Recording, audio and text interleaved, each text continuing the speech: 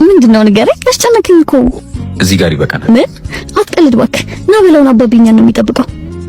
ሀና ልወድሽ አልቻልኩም። ምንም አይነት ስሜት አይሰማኝም። በቃ ቆይ እንዴት 3 አመት ሙሉ አብረን ቆይተን ዛሬ እንዴት? እሺ ሩስ አይደለም? ከማውቃቸው ሴቶች በሙሉ አንቺ መልካሟ ሴት ነሽ። እሺ ሰለጆክ ወይስ ደግሞ የውበት መስፈርትህን አላሟላም? ከበቂ በላይ ነሽ። የጠፋው ጥፋት የለም። እና እሺ ምንድነው? አላውቅም ግን የሆነ የጎደለኝ ነገር መሙላት የከበደኝ። በቃ ይብቃኝ።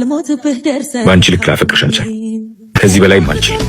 ፍቅርሽ ስሜት አልሆነኝ፣ እያስጨነቀኝ አፍኖኛል። ለነገሩ ለፍተህ ብታገኝ እንደዚህ ባልሆንክ ነበር። በቀላሉ ስላገኘኝ የራስ ስላደረከኝ አይደለም ምንም መስሎ ያልታየ። አዎ ይቅርታ። እሺ ነይስ ሁሉም ነገር እንደዚህ ቀላል ነበር።